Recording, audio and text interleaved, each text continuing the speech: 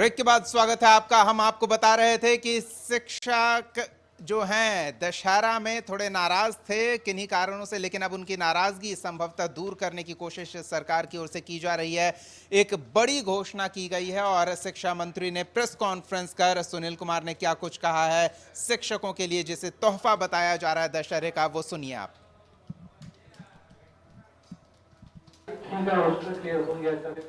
जुलाई के महीने में सर कितने दिनों का रोस्टर क्लियर हो गया है? आयोग कह रहा है कि एक बार शिक्षा विभाग रोस्टर क्लियर करके दे दे। करीब कुछ जगहों को छोड़कर सब की जगह का हो गया, बहुत कम रह गए हैं। उसमें कुछ त्रुटियां थी क्योंकि जो एक पैमाने पर सब कुछ किया गया, उसके बाद हाई कोर्ट का आदेश हुआ, फिर सुप्रीम कोर्ट में मैटर सब जुडिस है। तो अब तो हाई कोर्ट के जब आदेश को जो रिजर्वेशन जो बढ़ा उसको तो निरस्त किया गया, तो फिर वापस उसमें जाने में त्रुटि नहीं रह जाए क्योंकि फिर कोई कोर्ट जाएगा, इस वजह दिक्कत हो रही है। और सब लोग उसको रीट्रेन करना पड़ा फिर एग्जाम, इस वजह से। अब उनसे बात करनी पड़ेगी, लेकिन हम कोशिश कर रहे हैं।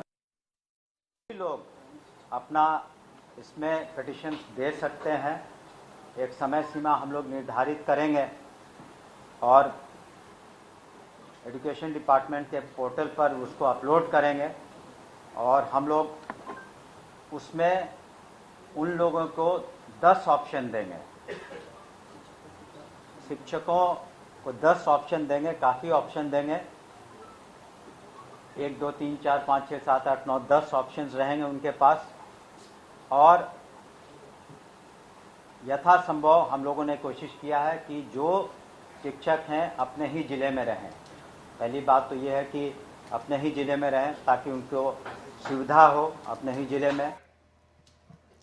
चलिए, तो दशहरा में ये खुशखबरी आई है कि ट्रांसफर पोस्टिंग में 10 विकल्प दिए जाएंगे, लेकिन शिक्षक अभ्यर्थियों के इंतजार के लम्हे लंबे होने वाले हैं। ये हमारे सहयोगी प्रीतम के सवाल के जवाब में मंत्री महोदय ने कहा। तो हमारे सहयोगी प्रीतम हमारे साथ मौजूद हैं, सीधे इनसे बातचीत करते हैं।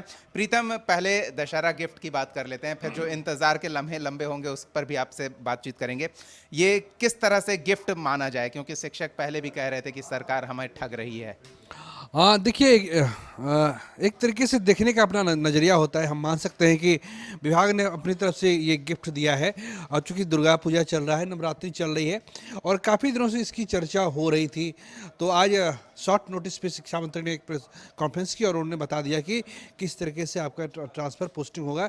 इसके लिए एक पोर्टल लॉन्च किया जाएगा और फिर जो भी शिक्षक है उनको एक पर्याप्त समय दिया जाएगा अपने ट्रांसफ़र पोस्टिंग के एप्लीकेशन के लिए।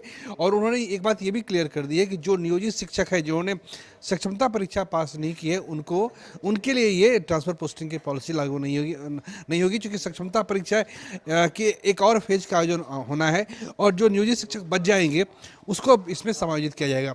लेकिन अब प्रेस कॉन्फ्रेंस से इतर बहुत सारे सवाल हैं जिसका हमने मंत्री से सवाल लिया है, उन्होंने जवाब भी दिया।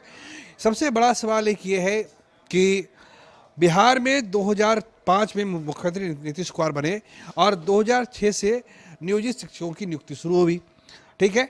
अब सवाल ये है कि जो 2006 से शिक्षा व्यवस्था के अंग है और जिन्होंने वैसे नियोजित शिक्षक जिन्होंने सक्षमता परीक्षा पास कर ली है 2006 वाले या 10 वाले या 13 वाले, वो 18 साल से बिहार में जॉब कर रहे हैं।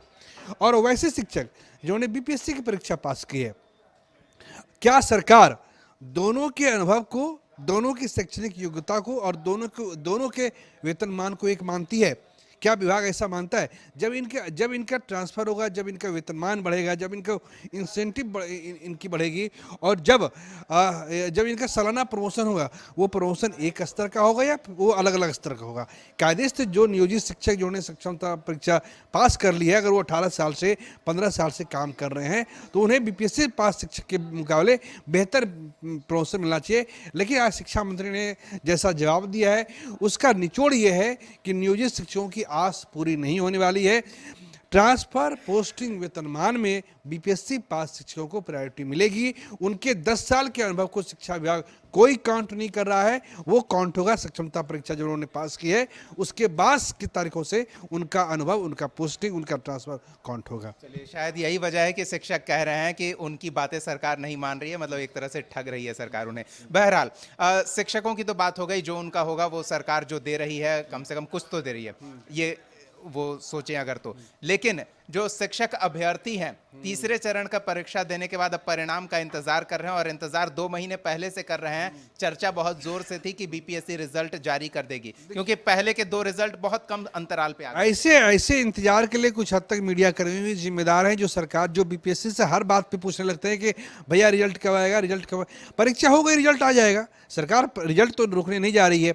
अब चूंकि पहले का अनुभव ऐसा है कि चूंकि तुरंत रिजल्ट जारी कर दिया गया है, लेकिन अपडेट ये है कि हमने जब मंत्री से पूछा है कि सर ये बताइए कि कितने जिलों का रोस्टर आपके पास आ चुका है, तो उन्होंने कहा कि बेहद ही कम जिले बचे हैं जिनका रोस्टर आना बाकी है। एक बार रोस्टर आ जाएगा तो फिर मैंने पूछा कि रिजल्ट कब तक आएगा, तो क्या दिसंबर, क्या अब दिवाली, दुर्गा पूजा तो खत्म होने के कगार पे है, क्या दिवाली, तो भी वो चुप हो गए। मैंने कहा छठ तो देखते हैं, यानी इसका अर्थ ये हुआ कि ये अब जो रिजल्ट है छठ जो है वो 10 नवंबर या 11 नवंबर का है, तो ये रिजल्ट अब उसके आसपास आएगा, यानी इंतजार लंबा खींचेगा। और इसके हिसाब से जो TRE 4 है उस पर तो आज कई लोगों ने सवाल पूछा, तो उन्होंने कहा पहले TRE 3 क्लियर होने दीजिए, फिर हम लोग TRE 4 के बारे में बात करेंगे।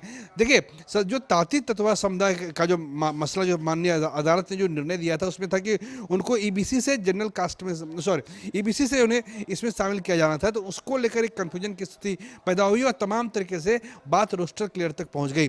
अब सरकार के सामने बाढ़ प्रबंधन भी है, 13-14 जिले बाढ़ से प्रभावित हैं, तो सरकार के पास भी एक वजह है कि हम तो पहले आपदा को देखेंगे या पहले ट्रांसफर पोस्टिंग को देखेंगे।